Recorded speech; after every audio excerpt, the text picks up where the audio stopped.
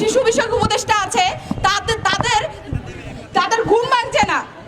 তারা আমাদের নিরাপত্তা নিশ্চিত করতে কোনো রকম জরুরি বা কোনো রকম কার্যকরী পদক্ষেপ তারা নিতে পারছে না। তাই আমাদের দাবি আজকে স্পষ্ট। আমরা অনেক দেখেছি গণ অভ্যুত্থানের পর থেকে আজকে এখন ফেব্রুয়ারি মাস, আমরা অনেক দেখেছি যে তারা কিছুই সামলাতে পারেন না। এই মুহূর্তে পুলিশ এবং শিক্ষার্থীরা মুখোমুখি অবস্থানে রয়েছে। দর্শক, এই মুহূর্তে দেখতে পাচ্ছেন শিক্ষাভবন চত্বরে স্বরাষ্ট্রমন্ত্রীর পদত্যাগের দাবিতে শিক্ষার্থীরা বিক্ষোভ কর্মসূচি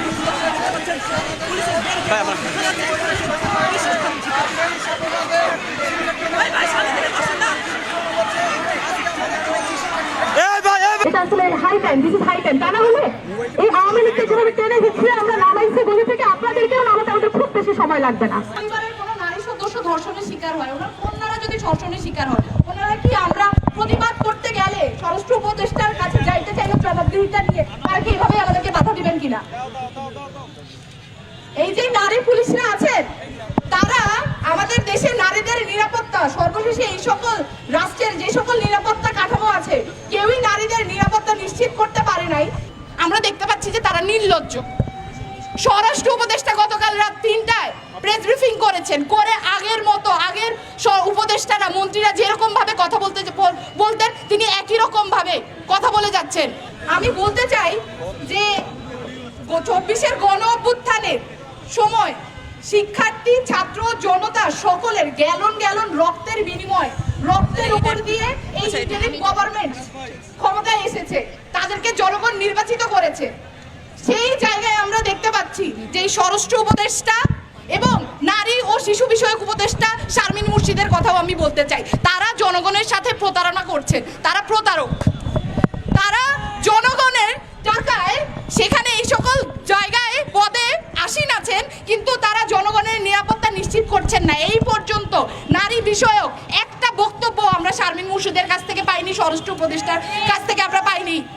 আমরা দেখেছি যে গণ অভ্যুত্থানের আগে বিভিন্ন সময় তারা বিভিন্ন মিছিলে হেঁটেছেন, এই শারমিন মুর্শিদ সহ আরো যে নারী উপদেষ্টা রয়েছেন ইন্টারিম গভর্নমেন্টে, কিন্তু আমরা দেখতে পাচ্ছি যে তারা এখন চুপ করে আছেন, তারা পুতুলের মতো ভূমিকা পালন করছেন। বোঝা যাচ্ছে যে তারা কোনো কিছুই কন্ট্রোল করতে পারছেন না, কোনোই দায়িত্ব পালন করতে যাচ্ছেন না। কথা খুবই ছোট। বলতে চাই যে যারা এই দায়িত্বশীলতার পরিচয় দিতে পারছেন না, তাদেরকে এই দায়িত্বহীনতার বা দায়িত্বশীল যে ভূমিকা তারা পালন করতে পারছে না, এই দায় স্বীকার করে তাদেরকে পদত্যাগ করতে হবে। আমরা দেখতে পাচ্ছি যে তারা নির্লজ্জ।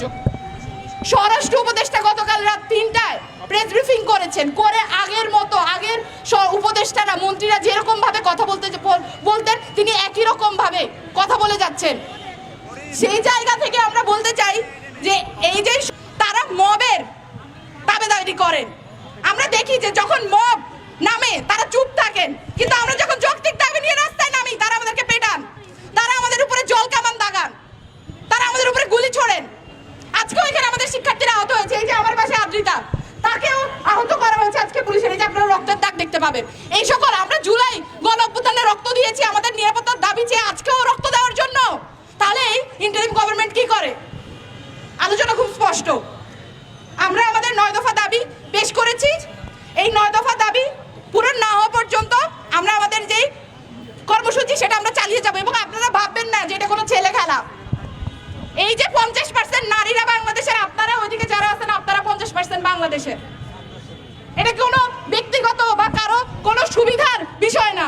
আপনারা এখানে যারা সাংবাদিকরাও রয়েছেন, আপনাদের ঘরেও যেই নারীরা রয়েছে তাদের নিরাপত্তা নিশ্চিত করাও এই সরকার করতে পারছে না। আপনারা ভেবে দেখবেন যে আমরা আসলে কিসের মধ্যে আছি।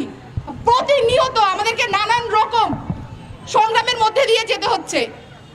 তাহলে তারা এখানের মধ্যে বসে আছেন কেন?